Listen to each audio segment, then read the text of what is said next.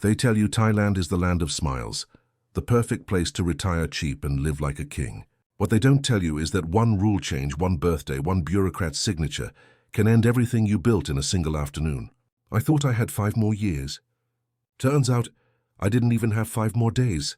If our stories resonate with you, don't forget to like, comment, and tell us where you're watching from.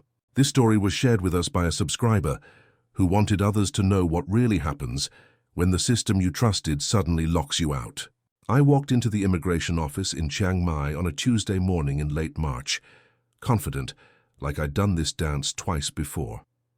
The air was thick and humid, even at 9 in the morning. My retirement visa was expiring in 3 weeks, and I had everything ready. Bank statements showing the required 800,000 baht sitting in my Thai account for 3 months straight. My lease agreement for the condo in Niman. My medical certificate from the clinic down the street. Everything organized in crisp plastic sleeves, just the way they liked it. I'd been living in Thailand for 5 years at that point. This was routine. This was easy. I stood in line behind a German couple and a young American backpacker, all of us waiting our turn at the counter. The office smelled like old paper and air conditioning that couldn't quite keep up with the heat. When my number was called, I stepped up to the counter and handed over my passport with a smile. The officer was a woman in her 40s, hair pulled back tight, government-issue uniform pressed and starched. She barely glanced at me before opening my passport and flipping through the pages. I watched her eyes scan the visa stamps, the entry and exit records, all the proof of my legal presence in this country. Then she closed the passport and slid it back across the counter toward me. "Cannot approve," she said in English, her tone flat and final. I laughed. I actually laughed. I thought she was joking, or maybe I'd misunderstood her accent. "What do you mean?" I asked, still smiling, still thinking this was some kind of mix-up. "New policy," she said, pointing to a printout taped to the wall behind her. It was all in Thai. Red letters at the top, official-looking stamps at the bottom.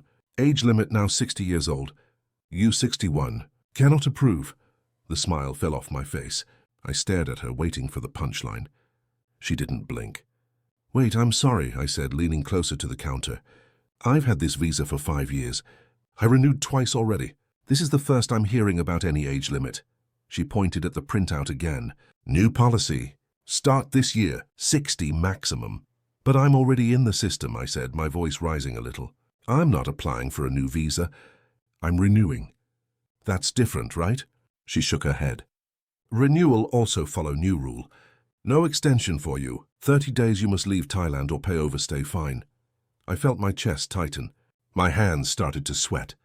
I looked around the office like someone might step in and tell me this was a mistake, that the officer had misread something, that I could talk to a supervisor and get this sorted out. But nobody was looking at me. The German couple behind me was already moving forward to take my place at the counter. "Is there someone I can speak to?" I asked, hearing the desperation creep into my voice. "A manager. Someone who can explain this to me." The officer shook her head again and waved me aside. "Next." I stood there for a moment, frozen, holding my passport in one hand and my folder of useless documents in the other. I watched her stamp the German man's passport without a word. He smiled at his wife. They had no idea what I was feeling. I walked out of that office into the blinding mid-morning heat and felt like the ground had disappeared from under my feet. My hands were shaking. My mind was blank. I got into my truck, a beat-up Toyota I'd bought off another expat 2 years ago, and just sat there in the parking lot, staring at my passport like it might suddenly change if I looked at it long enough. 61 years old, 1 year too late, 30 days to leave the country. I couldn't believe it. I didn't want to believe it. I sat in that truck for maybe 20 minutes, just breathing, trying to make sense of what had just happened. The heat was unbearable, but I didn't turn on the engine. I didn't move. I kept replaying the conversation in my head, looking for something I'd missed, some detail I could use to fix this, but there was nothing. The officer had been clear. The rule was the rule. I was out. Finally, I pulled out my phone and called Greg. Greg was another American, retired military, 63 years old, been living in Chiang Mai for 8 years. We met at a poker game my first year here, and stayed friends ever since. He knew the system better than anyone I knew.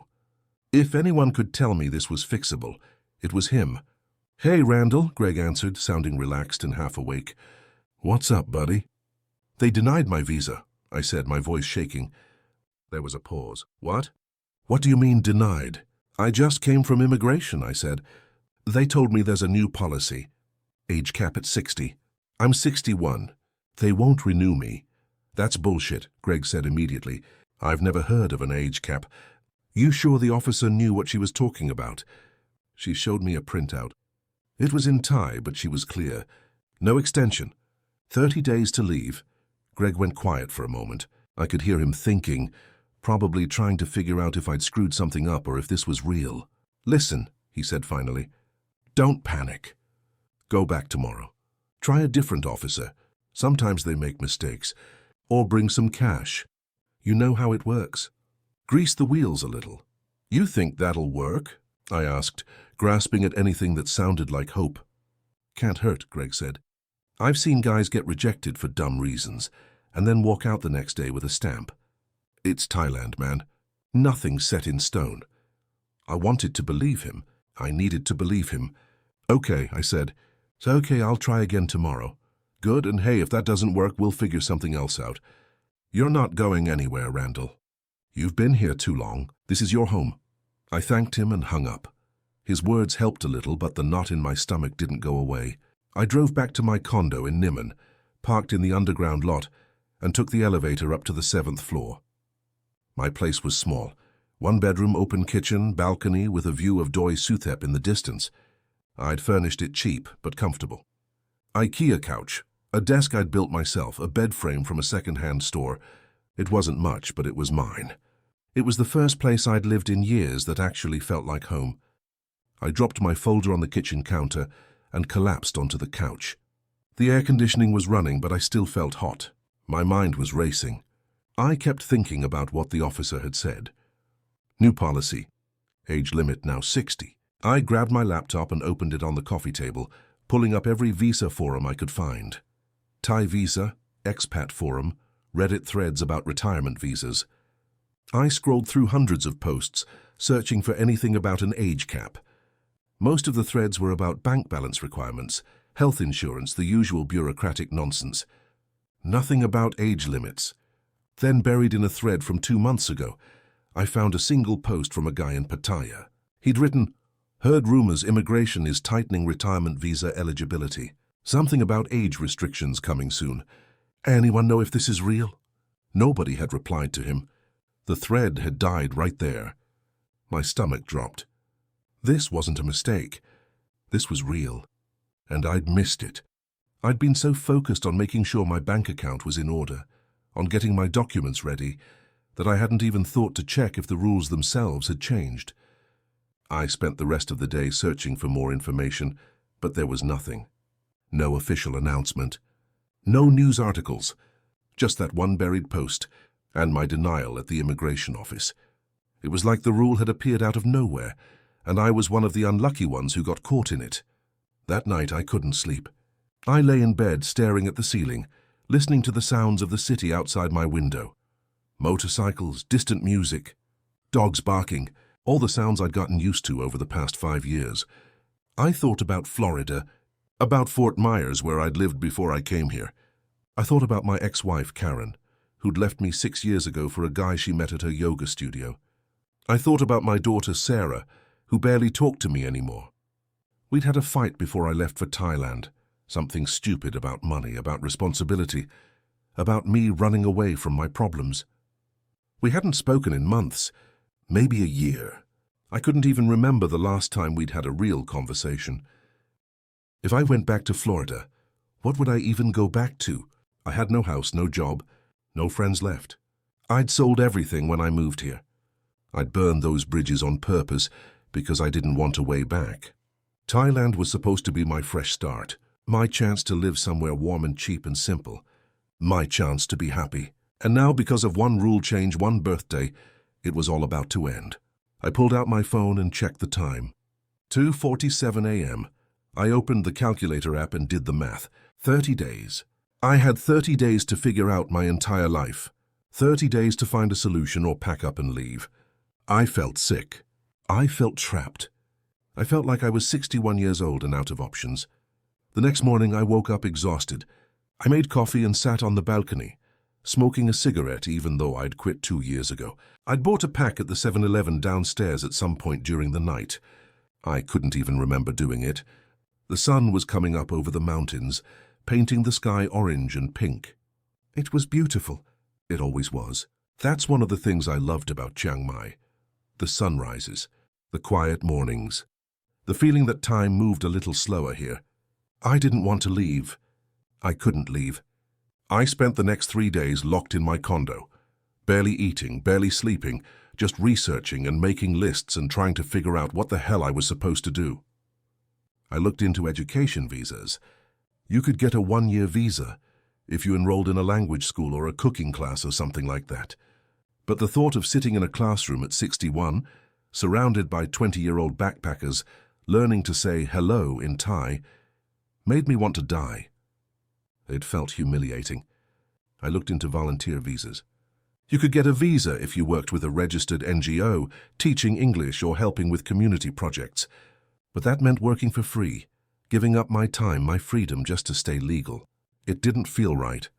I looked into the elite visa, the one where you pay a massive upfront fee and get 5 or 20 years of legal residence, no questions asked. But the cheapest option was 600,000 baht. That's about 17,000 US dollars. I didn't have that kind of money sitting around. I'd been living on my savings and my pension for the past 5 years, stretching every dollar as far as it could go. I couldn't just drop 17 grand on a visa. It would wipe me out. So I was stuck. No good options. No clear path forward. Just 30 days and counting. On the 4th day, I finally admitted to myself that I needed help. I couldn't figure this out on my own. I pulled up Facebook and joined a few expat groups I'd been lurking in for years. I posted a message, keeping it vague, asking if anyone knew about the new age restrictions on retirement visas and if there were any workarounds. Within an hour, I had a dozen replies. Most of them were useless. People saying they hadn't heard anything. People complaining about immigration in general. People making jokes about marrying a Thai woman to get a visa. But then I got a private message from someone named Kamala. Her profile said she ran a visa consultancy in Chiang Mai called Visa Easy Thailand. Her message was short and professional. Hi Randall, I saw your post. I've been helping foreigners with visa issues for 5 years. The new policy is real, but there are options. Let's talk. I'm confident I can help you. I stared at the message for a long time. Part of me was skeptical. Visa agents in Thailand had a reputation for being scammers, for taking your money and disappearing. But another part of me, the desperate part, wanted to believe her. I needed someone who knew the system, who could navigate the bureaucracy, who could give me a way to stay. I replied, "What kind of options are we talking about?" She responded within minutes, "Too much to explain over message. Can you meet me at my office tomorrow? I'll go over everything in detail." No obligation, I agreed. What did I have to lose? The next morning I drove to her office. It was a small shopfront near the old city, tucked between a massage parlor and a pharmacy. The sign above the door said, Visa Easy Thailand in both English and Thai. I parked on the street and walked in. The place was clean, air-conditioned, professional-looking.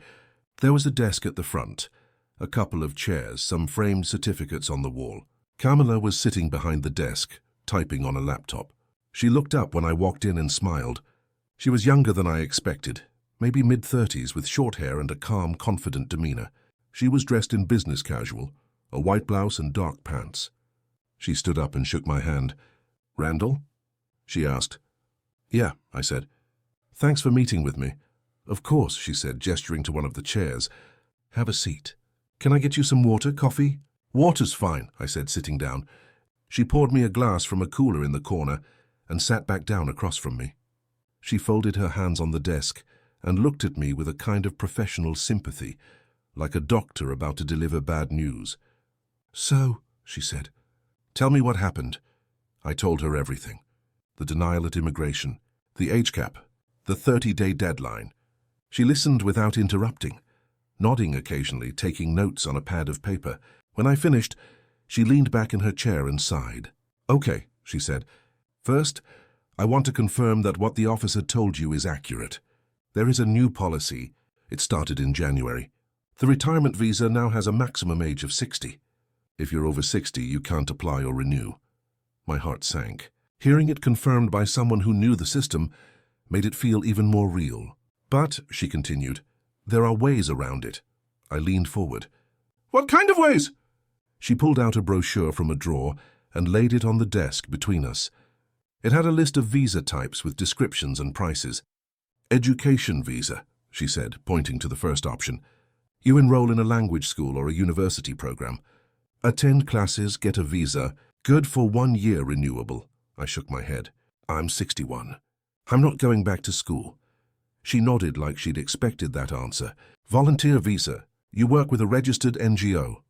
Teaching English, community projects, that kind of thing. Also 1 year renewable." "That means working for free," I said. "Correct. What else?" She pointed to the third option. "Elite visa. You pay a large upfront fee to the Thai government. It's essentially a long-term tourist visa. 5 years for 600,000 baht. 20 years for more." "I don't have 600,000 baht," I said flatly. She looked at me for a moment, sizing me up, trying to figure out how desperate I was. Then she leaned forward and lowered her voice. "There's one more option," she said carefully. "It's not on the brochure." I looked at her. "What is it?" "A marriage visa," she said. "If you're married to a Thai national, you can get a 1-year extension based on marriage. It's easier to qualify for than a retirement visa." "No age limit," I frowned. "I'm not married." "I know," she said, "but we can arrange that." I blinked. "Arrange it?" She nodded. "It's a temporary arrangement. On paper only. You get married to a Thai woman, apply for the visa extension, and once it's approved, you're legal for another year. During that time, we can work on finding you a more permanent solution." I stared at her. "You're talking about a fake marriage." "I'm talking about a legal marriage with a mutual understanding," she said calmly. "It's more common than you think. I've helped 5 other clients do this in the past year alone. It works." I sat back in my chair, my mind racing. It sounded sketchy as hell, but it also sounded like the only real option I had left. "How much does it cost?" I asked. 80,000 baht, she said. 40,000 up front, 40,000 when the visa is approved. 80,000 baht, about $2,300. It was a lot, but it wasn't impossible. It was less than the elite visa, and it gave me a full year to figure things out. "What about the woman?" I asked. "Who is she? What does she get out of this?" "Her name is Chanida," Kamala said. "She's 29 from a village near Mae Sai. She's done this before. She understands the arrangement. She gets 10,000 baht as her payment. The rest covers my services, the paperwork, and any fees associated with the application." "Do I have to, live with her?" I asked, feeling embarrassed even asking. Kamala smiled gently. "No. You meet her once to sign the marriage certificate at the district office. After that, you probably won't see her again unless immigration does a home visit, which is rare. It's just paperwork, Randall. Nothing more." I looked down at the brochure, at the list of options that all felt wrong or impossible. Then I looked at Kamala, who was sitting there calmly, waiting for my answer. "I need some time to think about it," I said. She nodded. "Of course. But keep in mind you've got less than a month. The clock is ticking." I stood up, thanked her, and walked out of the office. I sat in my truck for a long time, staring at the steering wheel, trying to figure out what the hell I was supposed to do. I thought about Greg's advice. Try a different officer, bring cash, grease the wheels. But I didn't believe that would work anymore. The rule was the rule. The system didn't care about me. I thought about going back to Florida, about showing up at Sarah's house with my tail between my legs, asking if I could stay on her couch until I figured things out. The thought made me feel sick.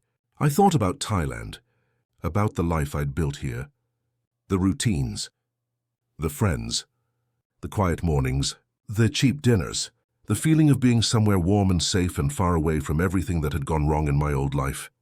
I didn't want to leave. I couldn't leave.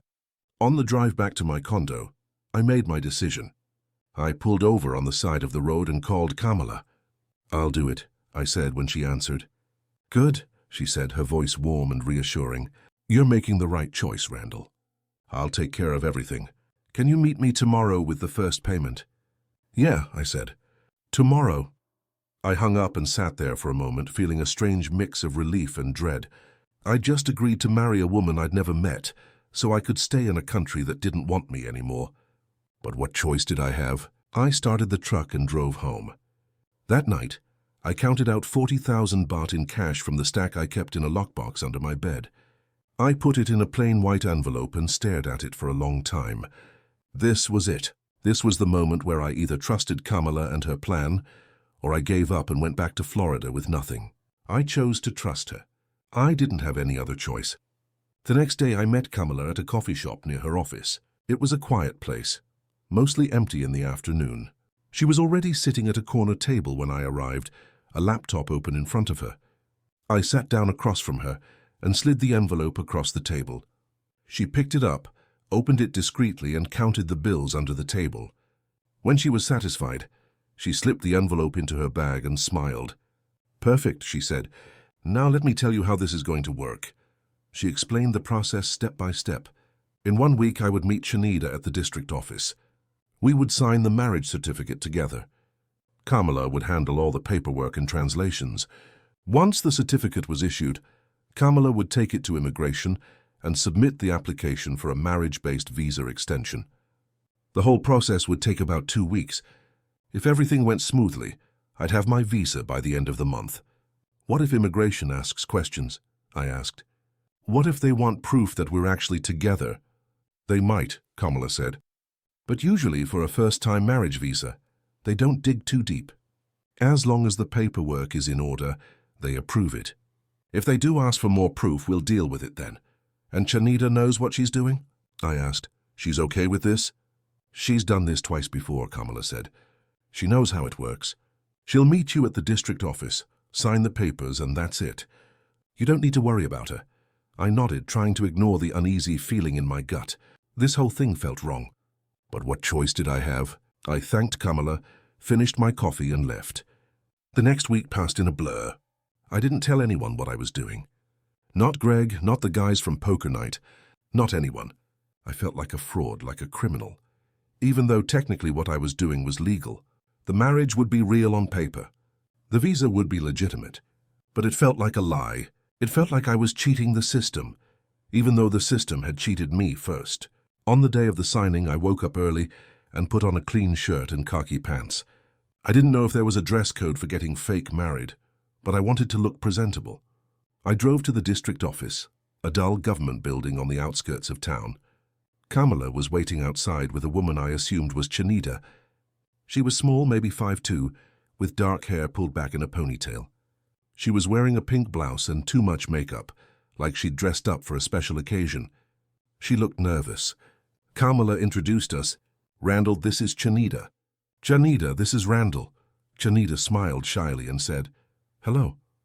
Hi, I said, shaking her hand. Her hand was small and cold. Kamala led us inside.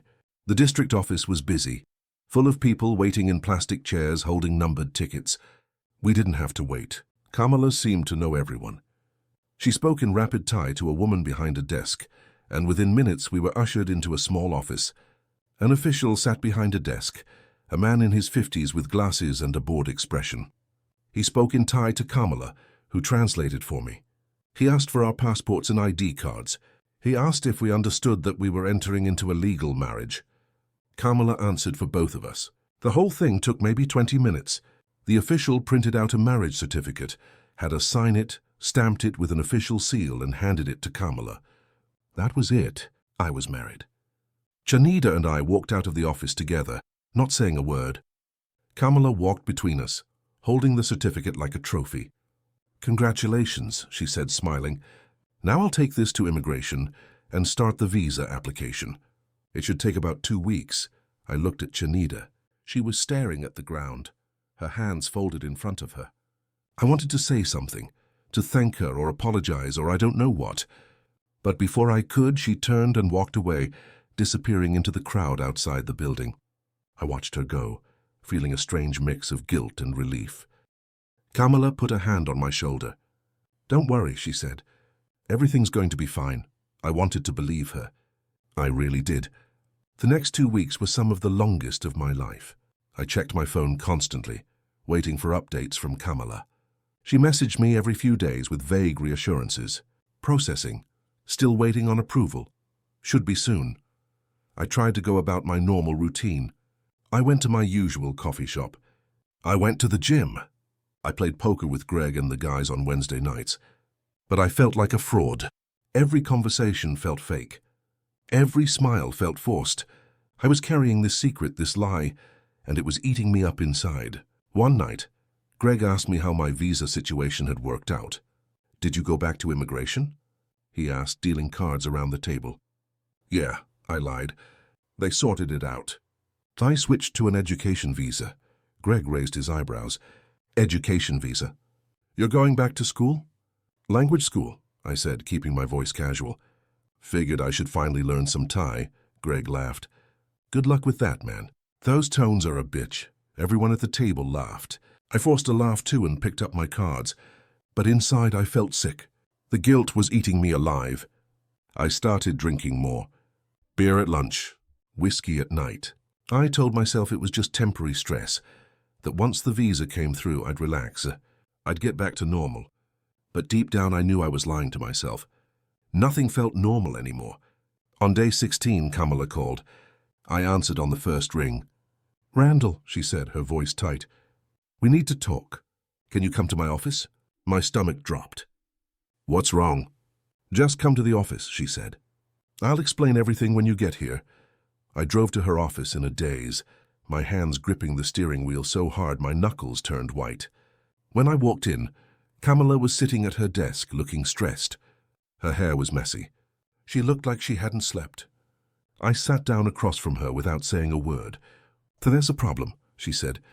"What kind of problem?" I asked, my voice shaking. "The marriage visa application was flagged," she said. "Immigration wants proof of a genuine relationship. Photos, shared bank accounts, proof of cohabitation." I felt my heart stop. "You said this wouldn't happen." "It usually doesn't," she said, her voice defensive. "But sometimes they audit random cases. Bad luck, bad luck," I repeated, my voice rising. "You promised me this would work. You took my money and promised me this would work. I can still fix it," she said quickly. "But it's going to take more work. And more money." I stared at her. "How much more money?" 60,000 baht, I exploded. "Are you fucking kidding me? I already gave you 40,000. Now you want another 60? She stayed calm, her voice cold and professional. "The situation changed, Randall. Immigration is cracking down. If you want this visa, we need to make the relationship look real. Photos, shared living space. A paper trail. That takes time and money. You should have told me this could happen," I said, my voice shaking with anger. "I didn't think it would," she said. "But it did. So now we have two options. Either you pay the 60,000 and we make this work, or I refund half your money and you're on your own." I sat there staring at her, feeling trapped. I'd already spent 40,000 baht. My overstay clock was ticking. I had less than 2 weeks left. If I walked away now, I'd have nothing. No visa, no plan, no time. "What does making the relationship look real mean?" I asked, my voice barely above a whisper. Kamala pulled out a piece of paper and slid it across the desk. It was a checklist. Shared photos at temples, restaurants, tourist sites. Proof of shared address. Joint utility bills. Evidence of regular communication. "Shanida will move into your condo for a few weeks," Kamala said. "You'll take photos together. Go to a temple. Have dinner. Create a paper trail. Once immigration is satisfied, she'll move out and you'll get your visa." "And Shanida agreed to this?" I asked. "I'll handle Shanida," Kamala said. "That's my job. Your job is to decide if you want to stay in Thailand or not." I closed my eyes. I felt like I was drowning. I felt like every choice I made was the wrong one. But I didn't have time to think. I didn't have time to figure out a better plan. "Fine," I said, opening my eyes. "I'll pay it," Kamala nodded. "Good. Bring me the money tomorrow. I'll talk to Chanida and arrange everything." I stood up and walked out of her office without another word. I sat in my truck for a long time, staring at nothing, feeling like I'd just made the biggest mistake of my life. But what choice did I have? What fucking choice did I have? 3 days later, Chanida showed up at my condo with a small suitcase and a blank expression. Kamala was with her, translating instructions. Chanida would sleep in the guest room. We'd eat breakfast together, take photos around the city, act like a couple in public. At home, we didn't have to talk. Kamala made it sound so simple, like we were actors in a play. I agreed to everything. What else could I do? The first few days were painfully awkward. Chanida barely spoke. She spent most of her time in the guest room, watching Thai soap operas on her phone and eating instant noodles she'd brought with her. I tried to make small talk a few times, asking her about her family or where she was from, but she just nodded politely and went back to her room. I felt like a stranger in my own home. On the fourth day, Kamala picked us up and drove us to Doi Suthep. It's a temple on the mountain overlooking Chiang Mai, a popular tourist spot. We climbed the steps together, Kamala snapping photos of us with my phone. At the top, in front of the golden chedi, Kamala posed us like a couple. Chanida put her arm around my waist. I put my arm around her shoulders. We smiled at the camera.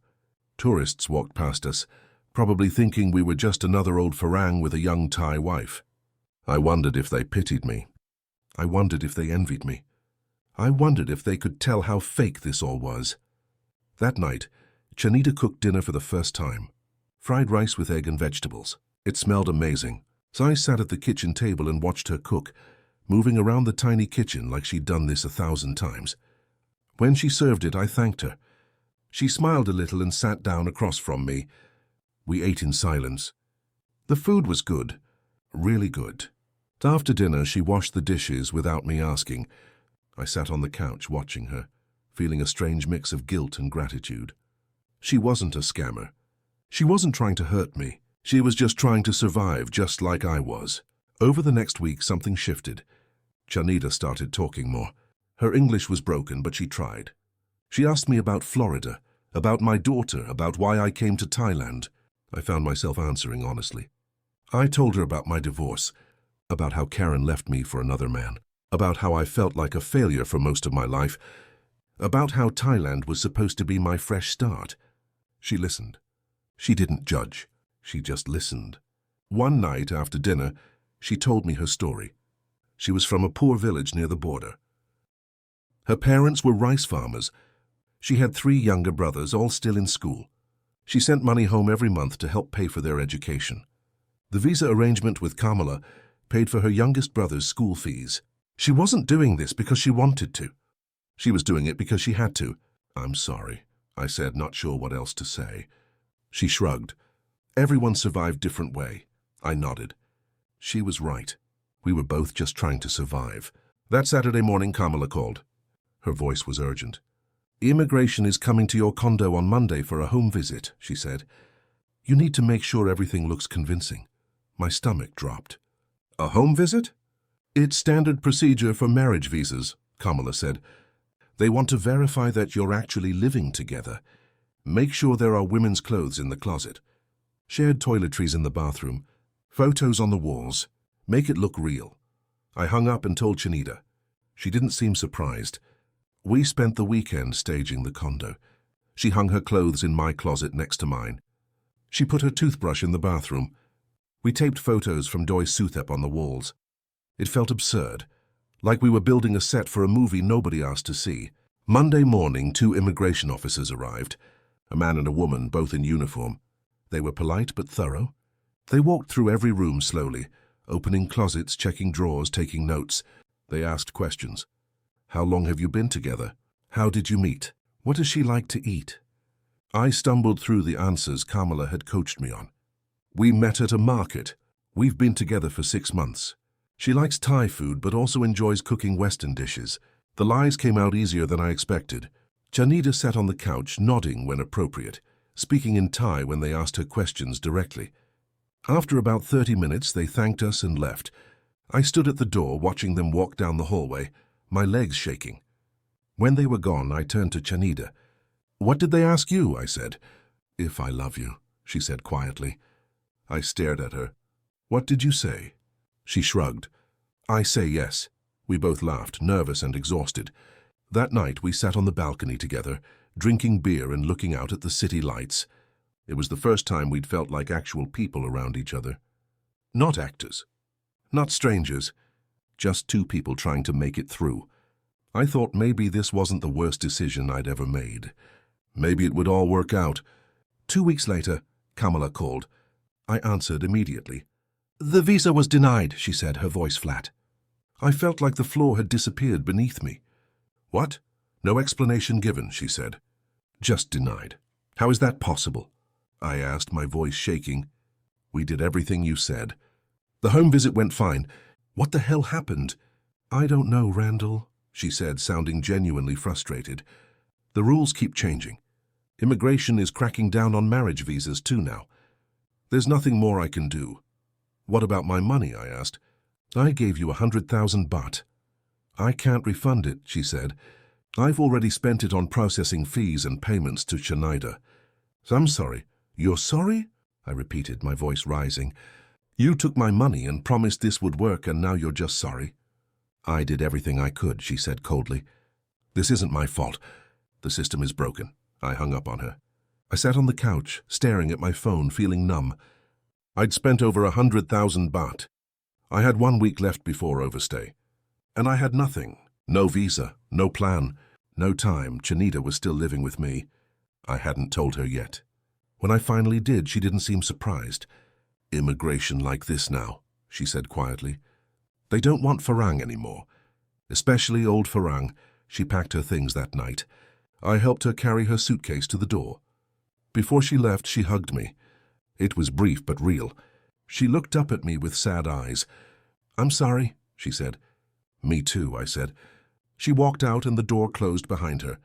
The condo felt emptier than it ever had. I sat on the couch in the dark, listening to the silence, feeling like everything I'd tried to build had just collapsed. I had 5 days left. I considered staying and going into overstay, but the penalties were harsh. Fines, possible ban, deportation. I couldn't risk it. I couldn't risk being dragged out of Thailand in handcuffs. On Tuesday morning, I booked a one-way ticket to Fort Myers. I started packing. 11 years of life in Thailand fit into 3 suitcases and a carry-on.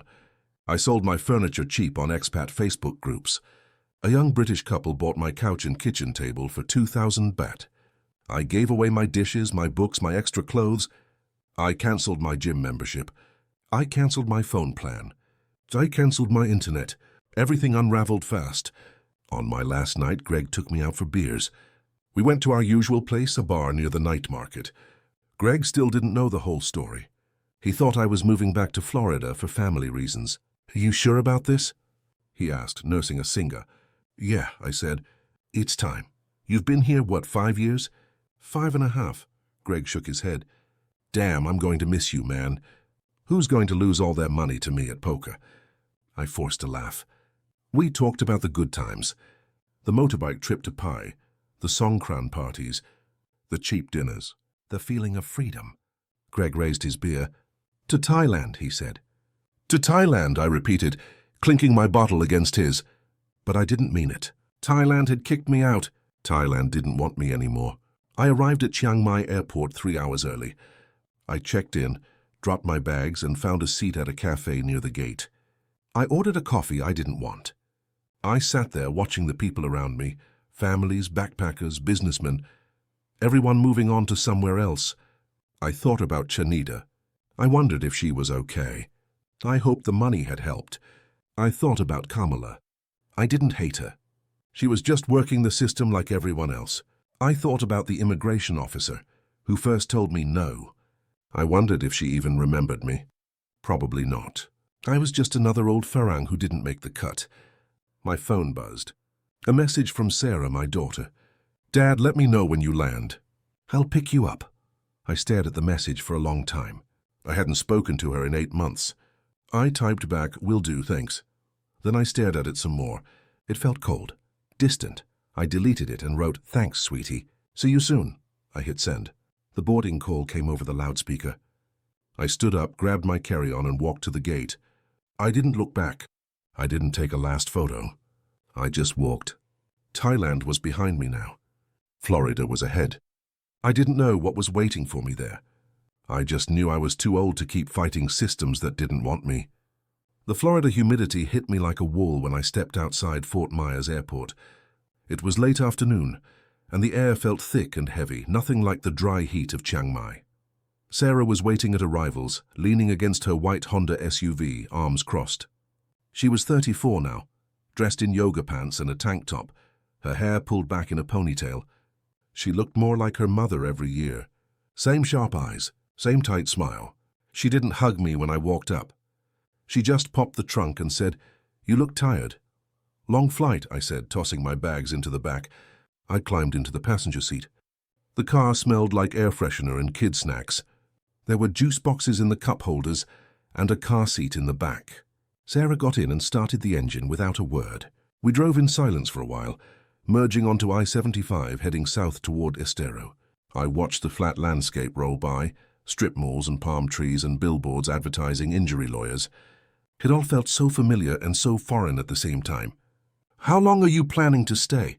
Sarah asked, her eyes on the road. "I don't know," I said. "A few weeks, maybe. Just until I figure things out." "Figure what out?" she asked, her tone sharper than I expected. "Where I'm going to live. What I'm going to do." She didn't respond. We drove the rest of the way in silence. Sarah lived in a small house in Estero, a cookie-cutter development with identical lawns and palm trees planted at exact intervals. Her husband, Mike, was a project manager for a construction company. They had 2 kids, a boy and a girl, 7 and 5. I'd only met them a handful of times, always awkward visits where nobody knew what to say. Sarah pulled into the driveway and parked. I grabbed my bags and followed her inside. The house was clean and modern, lots of white furniture and framed family photos on the walls. The kids were watching cartoons in the living room. They glanced at me, curious, then went back to the TV. "You'll be staying in the garage," Sarah said, leading me through the kitchen to a side door. "We converted it into a guest room a few years ago." She opened the door. It was a small space, maybe 10 by 12 feet, with a thin mattress on a metal frame, a folding table and a plastic chair. The walls were bare. It smelled like motor oil and old paint. "It's temporary," Sarah said, her voice softer now, "just until you figure out your next steps." "Thanks," I said, setting my bags down. "I appreciate it." She nodded and left, closing the door behind her. I sat down on the mattress and looked around. This was my life now, a converted garage in my daughter's house, living on her charity because I had nowhere else to go.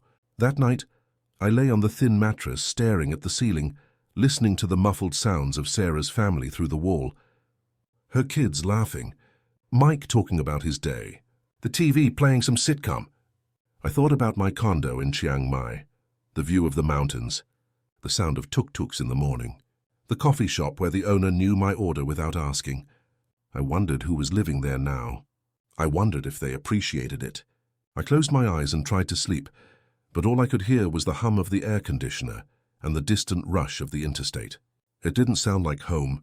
It didn't sound like anything. The next few weeks were a blur.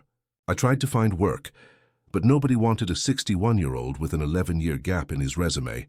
I applied to grocery stores, hardware stores, even a Walmart. Most places didn't bother responding. The ones that did told me I was overqualified or that they'd gone with another candidate. I signed up for Social Security early, taking the reduced payout. It was barely enough to cover rent if I could find a cheap apartment. But I couldn't afford my own place yet. Sarah's patience was wearing thin. Mike made passive-aggressive comments about freeloaders during dinner. One night he said, "Must be nice to retire early and live rent-free."